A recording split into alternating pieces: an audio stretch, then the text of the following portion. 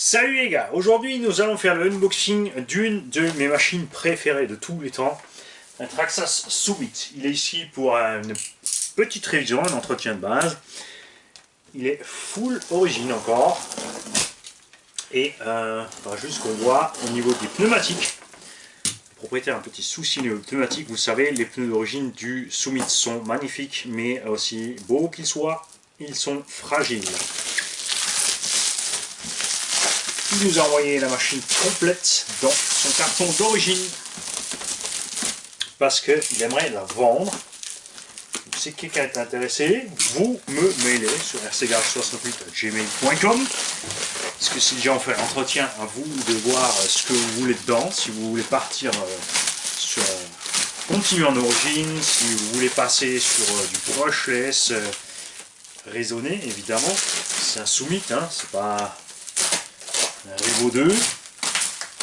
Pour y mettre par exemple un 3674 1900 kV en 4S, on aura un petit 55-60 TPR et toujours la possibilité de crawler pleinement. Vous l'avez vu sur la vidéo où j'étais en Suisse, j'avais ce petit combo de là et ça n'empêchait pas la machine d'avancer sans le moindre octage. Évidemment, pour les très difficiles du truc, on peut partir aussi sur du Sensoren, mais après niveau prix, ça grimpe. Le petit moteur dont je parle, il vaut à peu près à 25 €, le Vario 40 €. Il y a de quoi faire. Alors, c'est pas. Je crois que c'est une des toutes dernières versions qui était sortie. On a donc déjà le Vario qui a la détection lipo. On a les lipos qui sont avec. C'est un kit complet, équipé avec la TQI. Attention, non, c'est pas encore le tout dernier modèle. On a ici la TQI avec le petit i rouge. Vous avez les versions avec le petit i bleu qui ont ici l'emplacement pour le module Bluetooth. Les batteries sont livrées avec. Ici, évidemment, blocage de diff, d'abord avant, ensuite arrière. Et première et deuxième vitesse. Je ne sais toujours pas si Traxxas va nous faire un Summit 2. Après, c'est vrai que si vous le prenez comme il est, avec son combo d'origine ou un petit combo brushless pas trop violent, il lui arrivera jamais rien à ce machin, il va rouler des années. Boîte d'origine de Lipo. Ah, une paire de roues neuves. Le problème des roues, c'est donc résolu tout seul. Deuxième boîte Lipo origine.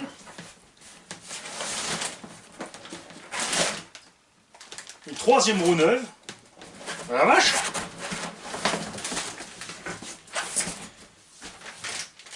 Les deux petits chargeurs pour les lipos, on va jeter un œil à ces chargeurs, ils sont neufs et emballés. Ah, c'est les... Ouais, excellent. Donc vous avez vraiment le kit complet. Traxxas livré donc dans ce kit complet. Deux petits chargeurs automatiques, puisque ça, ce ne sont pas encore les prises ID, ça c'est bien. Vous avez les prises standards, donc vous avez des batteries avec des équilibreurs. Et vous pouvez donc brancher chaque batterie sur son petit chargeur. Il y a donc les deux batteries, les deux chargeurs au kit. C'est un kit, ce Summit valait, quand il est sorti comme ça, 750 €. Ça fait mal.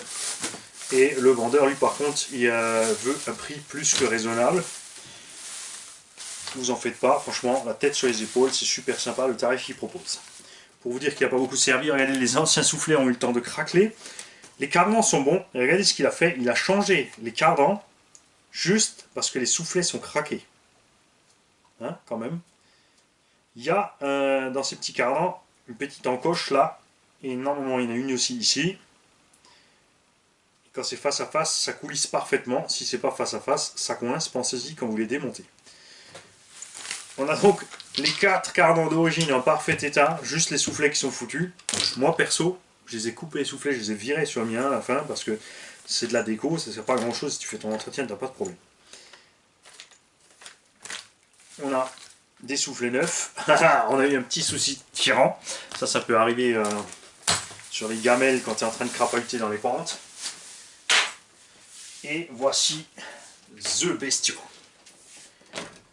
Alors, il nous a bridé les suspensions pour pouvoir le rentrer dans le carton. Génial! Génial! Ce sont des petits résidents que tu peux ouvrir. C'est super! Et ça tombe bien. Ça, c'est toujours utile. Par exemple, le petit Juju roule avec nous et il a des XT90. Nous, on roule au EC5. Les batteries XT90, tu peux les brancher dans le Vario EC5. Mais il n'y a pas de fonction de maintien de la prise, évidemment. Donc, ça peut créer des problèmes. Et nous, on utilise donc tout simplement un réalisant pour verrouiller les prises ensemble quand le Juju a plus de batterie. Parce que comme il roule économique, le petit, il arrive à faire toute la journée avec nous sans casser la machine. Hein? C'est pas toujours les vieux les exemples. Alors, en plus, c'est ma couleur préférée, c'est le bleu. J'ai reçu mon premier Summit entièrement bleu, les tout premiers, un des premiers importés en France. Dès qu'il est arrivé dans la boutique, je me le suis chopé. Ça c'est clair. La mise à jour de la couleur était pas mal du tout. Alors, ces pneumatiques. Et ben, là, les 4 qui sont montés sont en parfait état. Donc ça c'est le neuf. Celui-ci est plus neuf. Ça ce sont les 3 origines. Il y a donc un des origines qui a eu un souci et il a racheté un train complet de pneus. Donc en fait, il y a tout ce qu'il faut les mecs. Il est même d'origine se suspecte. Tu vois, le Summit il traîne comme ça par terre pour pas se renverser facilement tout simplement. Ça l'empêche pas de crapahuter puisque dès que tu vas monter une roue, hop, la caisse elle va monter, tu vois. Et tu arrives à faire un croisement de fou, de malade avec ce machin. Regarde-moi ça. On a les 3 roues par terre et hein, c'est autant que le X-Max. Pourtant, il est beaucoup plus petit. Et honnêtement, c'est dans cette échelle-là que j'aurais aimé avoir le max de Traxxas. Pas en indice. Je pensais qu'en plus, c'était un indice un peu plus gros, comme ils avaient fait le E-Max. Et là, j'ai vu des vidéos. Le machin, il est rikiki. C'est plus gros qu'un Stampede, mais c'est plus petit que ça. 650 € qu'ils en veulent. Ça tourne par rond avec un moteur de 36-70. Je veux dire, vous avez vu, moi je mets un 36-74 en 2000 kV, c'est vraiment une limite cool pour un engin de cette taille de 4,5-5 kg. Mais là, ils ont fait ça dans un engin qui est censé aller fort et sport. Alors que là, c'est pas un engin qui est fait pour aller fort et sport. Carrosserie en super état. Les points faibles sont toujours les mêmes, c'est là où il y a les vis qui tiennent la carreau. Mais même là, ils ne sont pas fissurés. Hein, regardez-moi dans l'état où il est ce machin, il est super propre. Vous dirait qu'il a crawlé que l'intérieur dans le salon. On aurait évidemment quelques réglages à faire au niveau des roues. Parce que quand il a changé la biellette, il n'a pas fait le réglage, tout simplement, il a serré d'office les rotules à fond. Et c'est pas ce qu'il faut faire, il faut régler. On a le petit renfort arrière option. Les amortos sont les GTR qui ont déjà les tiges titane. Ça, c'était livré d'origine comme ça sur les derniers. On a le gros Titan 775. Et à ce propos, si vous voulez rester en charbon dans cet engin, nous avons grâce à Parrain. Bougez pas, j'y vais en courant. Je reviens, je suis à côté dans l'atelier du fond.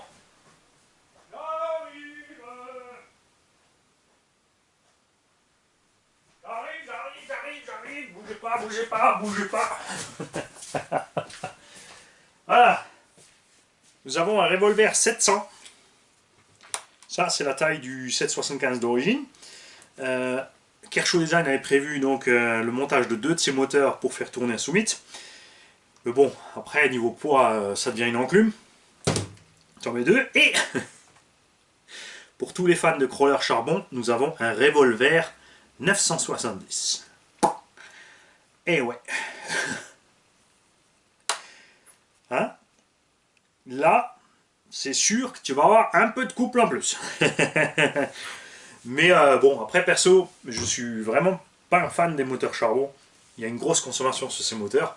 C'est vrai qu'ils sont doux, mais d'un autre côté, le moteur brushless étant beaucoup plus puissant, tu peux mettre un étagement plus court pour avoir toujours plus de pêche que l'origine, un peu plus de vitesse que l'origine, et pouvoir crawler tout aussi bien, par contre, avec une autonomie, ça ne s'arrête plus. Donc je vais vous l'approcher de la caméra quand même. Vous avez vu l'état de cette caisse. Elle est impec. elle est superbe. Il y a les deux servos encore d'origine dedans et tout. Donc ce machin, il a vraiment pas forcé, c'est clair. Il a râpé un peu dessous, parce qu'il a roulé sur de la grosse caillasse. Probablement dans sa cour, vu l'état de la machine.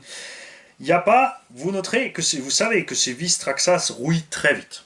Un passage dans le brouillard suffit à les faire rouiller. Et comme vous pouvez constater, il n'y a pas un pet de rouille sur ces vis. Il y a les roulements d'origine, il y a tout d'origine. Ce machin n'a quasi pas servi. Slippo. Parfait état rectangle. Hein, nickel. 2S74. Donc là, tu es parti en roulant normal un bon 20 minutes. Si tu crawls, tu es parti. Je pense que tu vas pouvoir franchir les 40. Le piège, toujours, avec ce EVX2. Chose incompréhensible pour beaucoup d'entre nous. Le bec du Vario n'est pris sur une seule batterie. Ils ont fait un transfo de 7,4 en 5 et pas un transfo de 14 en 5. Résultat, il y a une des deux batteries, quand tu la branches, tu as de la réception. Tu n'as pas de moteur, mais tu as de la réception. Et cette batterie, donc plus tu roules longtemps, plus elle souffre. Puisque le Vario, lui, coupe au cut-off de voltage total. Donc si tu roules longtemps, tu as une batterie qui va être beaucoup plus vide que ce qu'elle devrait. Parce qu'on shoot sous les 3 volts même, dans certains cas, jusqu'à ce qu'on ait atteint la coupure. Donc si tu laisses ça comme ça d'origine, franchement impératif, tu mets un petit lipo buzzer sur ta sortie lipo pour que ça bip quand la batterie s'effondre. Comme ça, tu es tranquille. Sinon, il existe une modif à faire avec le câblage. Il y en a sur plein de forums, ils ont expliqué plein de trucs pour faire le pont autrement, de façon à ce que ça fonctionne différemment. Autre solution très simple, le câble qui sort du Vario vers le récepteur, tu sépares le fil rouge, tu l'isoles et tu utilises une simple petite batterie de réception. Attention, le récepteur et les servos Traxxas, ça tient 5,5 V maxi. T'amuses pas à mettre du 6S ou quelque chose dessus. Il existe bien sûr des petits packs de réception, 4,8 ou 5,5 volts. Donc tu prends ça, tu te tires une rallonge sur tu mets un cordon Y sur un des trucs du récepteur, tu sors avec ta rallonge et tu fixes ta batterie additionnelle quelque part. Quand tu crawles en général, tu mets plus de poids devant pour bien gripper à la pente avec l'avant. Donc tu fais ça. Tu te mets ta petite lipo de réception. De toute façon, quand elle est vide, le véhicule s'arrête. Quand le récepteur, le Vario n'a pas de signal, il ne fout pas le camp. Voilà, donc ça c'est une solution la plus simple. Après, si tu es en brushless, c'est pas un problème, puisque tu mets un Vario qui a un bec un peu plus puissant et qui prendra le bec en 14 volts pour passer en 5. Donc là, tu n'auras plus ce souci. C'est vraiment collé à ce Vario. À ce sujet, pour ceux d'entre vous qui sont fans de ces Vario Brushhead, j'ai au moins 3, 4 ou 5 de ces Vario à disposition à la vente. Je ferai une vidéo, mais là, si tu es dans l'urgence, tu en as crié un, tu en as besoin. J'ai plus de moteur 775, mais j'ai des 550 pour ceux qui roulent avec deux moteurs sur Revo ou autre. Ou sur des crawlers qui ont deux moteurs un moteur sur chaque pont par exemple, qui veulent passer sur deux moteurs 540 sur un Cloudbuster par exemple, ou un TXT1 ou autre. Il n'y a pas de souci, j'ai ça en stock, mais il est moi. Ouais, il faut que j'y pense chaque fois, parce que là, vous avez vu, j'ai accumulé une tonne de matos. Donc, il faut que j'y pense chaque fois. Si vous voulez un ensemble comme ça, d'ailleurs, ce Vario peut entraîner ce moteur, normalement. Donc, si vous voulez expérimenter le Big Block charbon, moi, je vois ça mieux, honnêtement, sur un barbecue, hein, pour faire tourner ma broche, que de faire tourner ma RC. On a les lumières, qui sont à bord parfaitement fonctionnelles. Comme on a du jus, on va pouvoir vous tester le machin. Je veux dire, quand je l'avais acheté, j'ai roulé en charbon, je crois, une semaine. Pas plus. Parce que c'est vraiment, en charbon, c'est saoulant. Ah, on a même l'option feu sur le toit. Pas feu incendie, hein, éclairage évidemment. Radio on, diff débloqué, première vitesse. Voilà. Servo d'origine pour un engin qui peut crapahuter avec le voltage de sortie du Vario et le bec catastrophique parce qu'on n'a que 3 ampères sur ce bec. Enfin même si on en a 5, catastrophe. Regarde, tout fonctionne et regarde ce qui se passe quand tu tournes. Sur place, il tourne presque pas et les lumières vacillent. Là encore ça va parce qu'on est en lipo, en NIMH, t'as tout qui s'effondre, c'est une cata. En roulant, ça tourne. Mais on n'a quand même que 2 cerveaux de 7 kg, soit 14 kg avec des pignons plastiques. Tu peux monter là-dessus 2 simples JX 20 kg waterproof. T'es parti avec 40 kg de direction et une consommation pas plus élevée. Et aucun problème à ce niveau-là.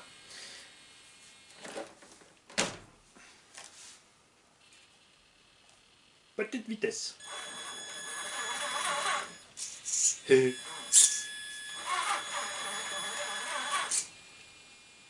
c'est génial, hein? Il va tomber. Voilà. Et regarde-moi ça. Ce machin passe par-dessus tout sans que la caisse ne bronche, c'est géant. Là, on n'a pas bloqué les diffs. Hein. Et les pneus arrière sont montés à l'envers. Regarde-moi ça. Le truc, il y va, il pousse, il pousse, il pousse. C'est géant. Je vais te le mettre sur le toit pour te montrer un truc. Donc là, les diffs ne sont pas bloqués. Là. Et on est en première. Là, on claque la 2. On arrive à un petit 35-40. Mais plus, c'est chaud. C'est même conseillé. Avec les moteurs charbon, les NIMH, ils te disent un indice de partie en première. Pour pas trop forcer sur les lipos, sur les batteries. Et ensuite, tu lâches tes gaz, tu mets ta 2. Tu remets gaz et tu as claqué ta 2 au passage. Tu peux aussi rétrograder, mais attention. Quand tu rétrogrades, si tu es trop rapide, quand tu rétrogrades, tu claques la boîte. Enfin, dans la boîte, le pignon fou qui va casser. Donc méfie-toi quand tu fais ça. Par contre, c'est vrai que c'est super sympa. Avec le bruiteur à bord, tu roules, tu lâches les gaz, tu passes la première, et tu as le machin, c'est géant. Tu as vraiment le... J'adore. Ce qui est dommage, c'est évidemment que la transmission siffle. Donc il faut passer sur une petite modification pour passer une couronne d'une autre taille, etc. Là maintenant c'est facile puisque on a le REVO 2 avec une couronne module 1. Donc tu claques la couronne module 1 et tu peux mettre le slipper du X-Max 6S par exemple dessus avec la couronne module 1 en 54. Sur le pignon moteur tu passeras avec les charbons, ça va être chaud. Tu pourras peut-être mettre un 9 ou un 10 si peut-être ça va aller, et sinon avec le moteur brushless évidemment c'est pas un problème. Surtout pas si tu prends un moteur Sensored. Et donc avec tout ça, tu as aussi encore le blocage diff. Donc là, tu bloques le diff avant. Tu vois, tu n'as plus à l'arrêter. Pourquoi tu bloques d'abord le diff avant quand tu crapahutes? Parce que c'est le premier train qui passe l'obstacle. Et le fait que l'arrière soit libre permet aussi à l'arrière de glisser encore dans le sens de la pente. Parce que quand tu as bloqué les 4 diffs, les 2, tu vois, quand tu es dans une pente, il n'arrive plus à monter la pente. Si ta pente est comme ça de travers, toi tu es là, tu veux grimper, et tu as bloqué les 2 diffs, il va rester comme ça, il va longer la pente, mais il n'arrivera plus à grimper, alors que si tu débloques l'arrière, il va pouvoir glisser et reprendre la pente. C'est pour ça qu'on bloque d'abord le diff avant, ensuite l'arrière. Si tu as 3 diffs, tu bloques d'abord le centre, ensuite l'avant, ensuite l'arrière. C'est pour ça que j'ai jamais compris sur la Armanero qu'ils aient fait l'inverse, pour drifter. Qui c'est qui drift avec un engin qui a 3 blocages diffs? De toute façon, en brushless, tu as tellement de patates. T'as pas besoin de bloquer les diffs pour drifter. Les cerveaux. Là aussi, grosse polémique sur l'angle des cornes de cerveau. Ouais, il faut les mettre droites à 90 degrés. Je le répète, c'est pas pour rien que les deux regardent un tout petit peu en arrière ici. Hein? Donc quand tu changes quelque chose à ce niveau-là et que tu remontes, tu allumes ton engin, les 2 cornes de cerveau, démontées des cerveaux. Tu mets ton trim à 0. Tu mets cette barre ici droite. Hein, là je le fais vite avec le trim pour le montrer. Donc manuellement tu mets ta direction droite. Et ensuite tu poses une des 2 cornes de cerveau. Elle doit s'enclencher toute seule sur le cerveau un petit peu en arrière. Et ensuite tu mets la 2. Et si tu n'y arrives pas, il faudra jouer sur ces 2 biellettes. Ici jusqu'à ce que ça rentre tout seul. Clac, dans le cran. Pourquoi en arrière? Tout simplement. Je vais enlever la carreau, bouge pas, je vais t'enlever le câble. Pensez-y si vous avez le câble pour ne pas arracher le câble.